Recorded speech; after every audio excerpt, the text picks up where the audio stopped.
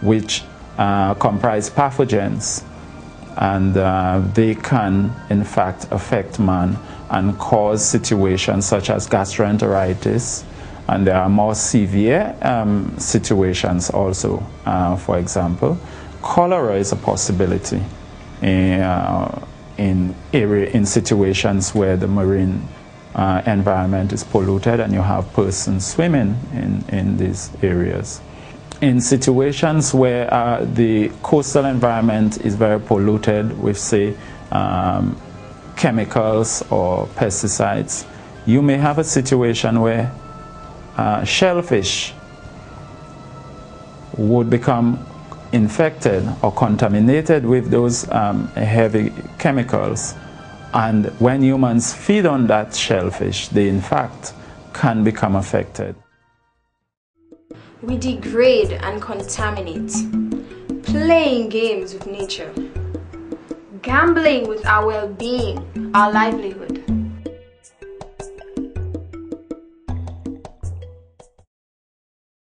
Destinations generally promote the tourism product based on the pristine waters and with a very good water quality that actually encourages people to come into St. Lucia.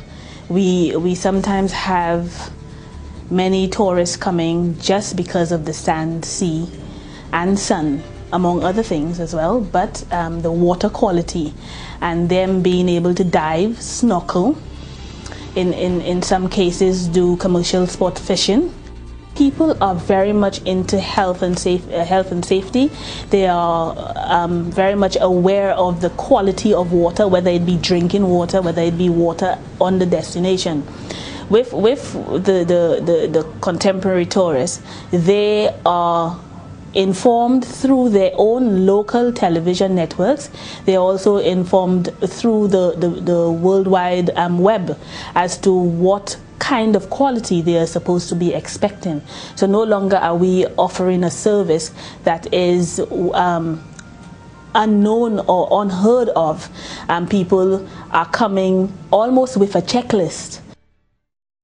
The success of a marina depends highly on the water quality. So not because it's a marina facility that the water content needs to be gray, dark, and full of pollutants, because people who sail want an environmental friendly marina, and it's very, very, very important that all the users of any basin or coastal area deal with it. We must contribute to the master plan, especially the runoffs. My biggest concern, especially in the Rendezvous area, is the runoffs of gray waters and the lack of proper storm drains and entrapment areas, which would help make that water clean. Because the cleaner the water, whether it's at a marina or the beach, it becomes a lot more user-friendly, and it's a huge attraction for users.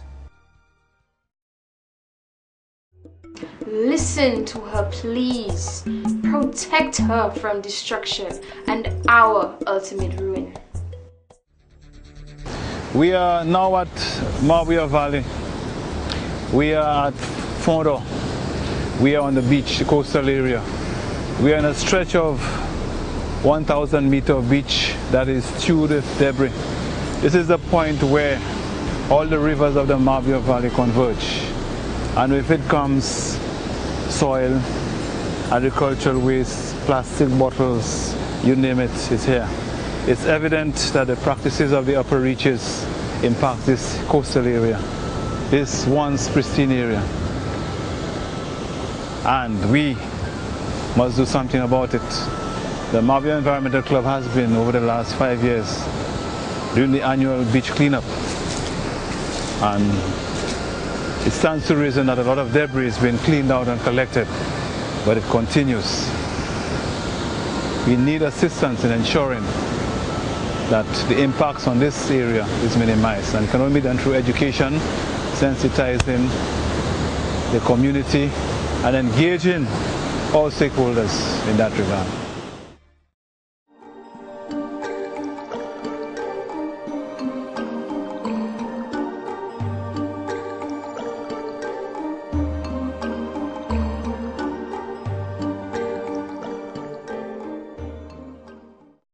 Change can only start from the bottom. One person can change the world. However, if we are not aware of the issues, if we're not educated, it's impossible for us to act on this change. That is why it's very important that we need to be aware of the issues.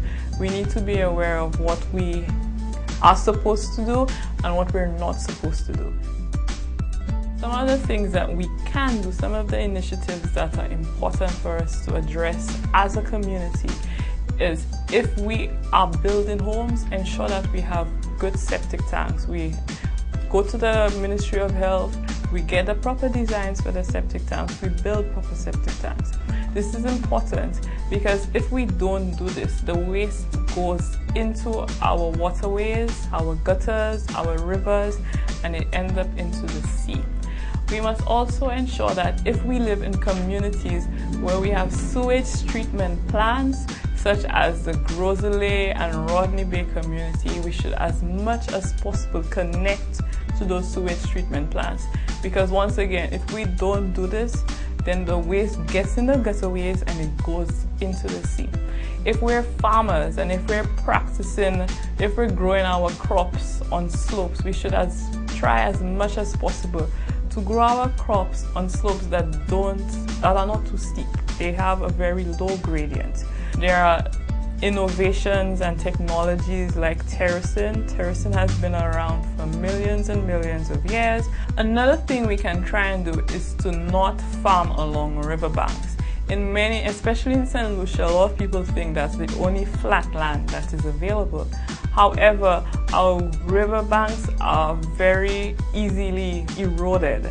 So it's important that you actually have what is called a buffer, a green area between where the water starts on the riverbank and where you're going to start farming, and this is called your buffer.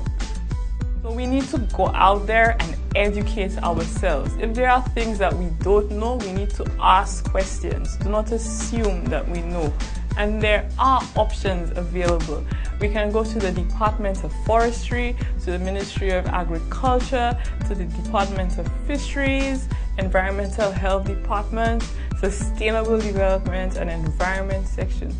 All these ministries can assist us in trying to find better ways so that we can have better practices, so that we can ensure that we have water for now, for tomorrow, and for always. Protect her. What we give her, she returns 100-fold.